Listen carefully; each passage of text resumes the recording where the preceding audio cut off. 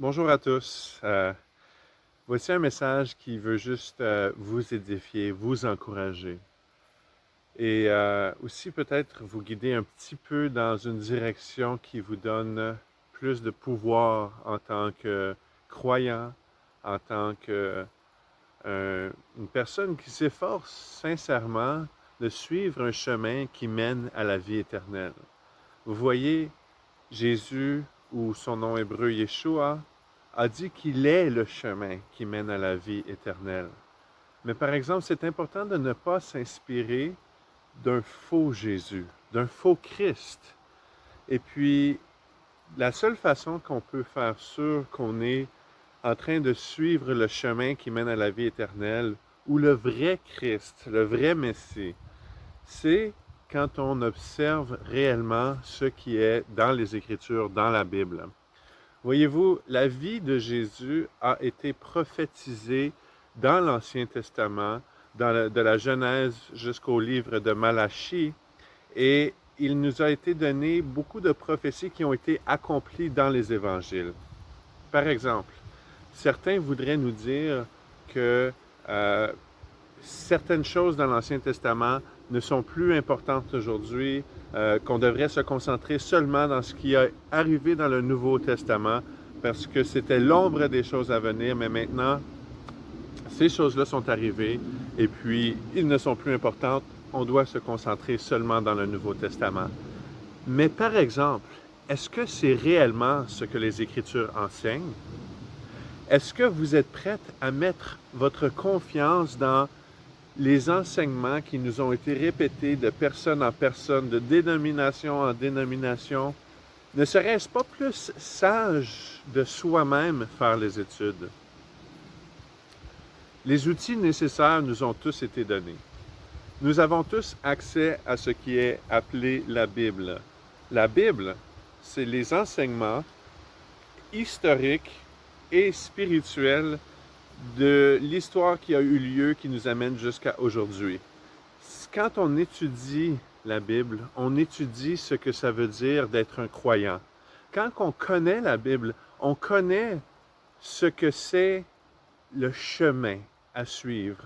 Parce que quand on dit que Jésus est le chemin, eh bien, si on te présente un Jésus qui n'est pas vraiment le vrai Jésus, le vrai Yeshua, eh bien, à ce moment-là, on est en train de se faire guider dans un faux chemin, dans un faux Jésus. Et ce chemin ne mène pas à la vie éternelle. Voyez-vous, certains vont nous dire que on devrait écouter cette personne-là ou cette personne-là parce que cette personne-là, elle a 80 ans, 70 ans, 90 ans, et puis elle a grandi dans les Écritures toute sa vie.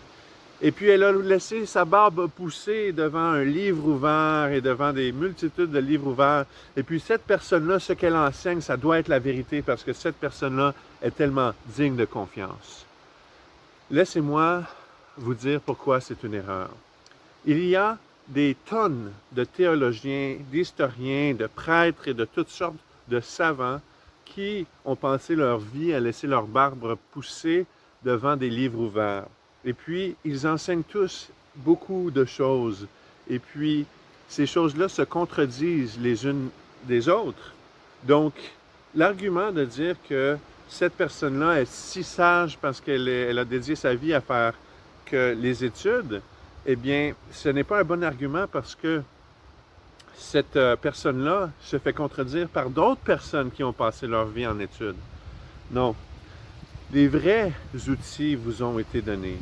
N'importe qui lit la Bible sans préconception doctrinale, sans prendre en compte ce que les enseignants précédents ont essayé de vous pousser dans la cervelle.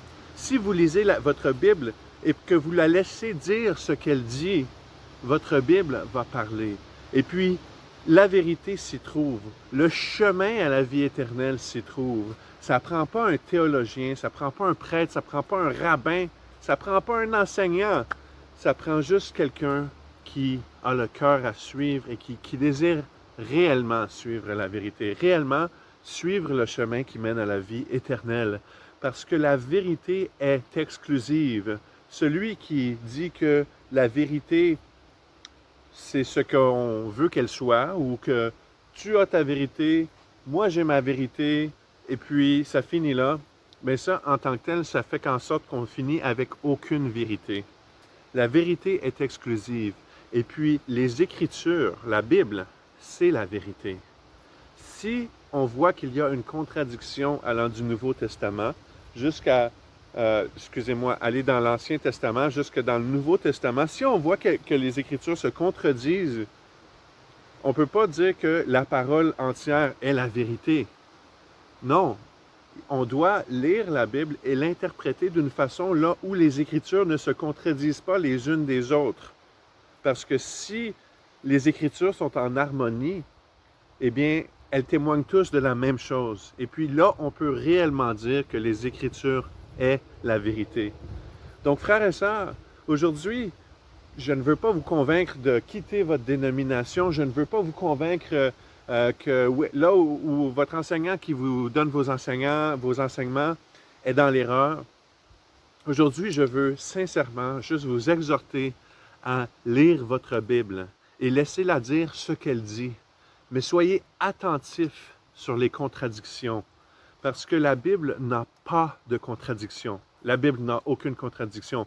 Parce que si la Bible a une contradiction, la Bible n'est pas la vérité.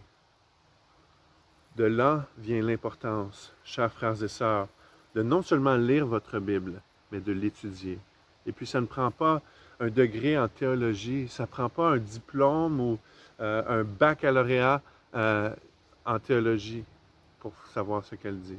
Tout ce que ça prend, c'est un cœur soumis à la parole et à ce qu'elle a à dire. Sur ce, je vous bénis.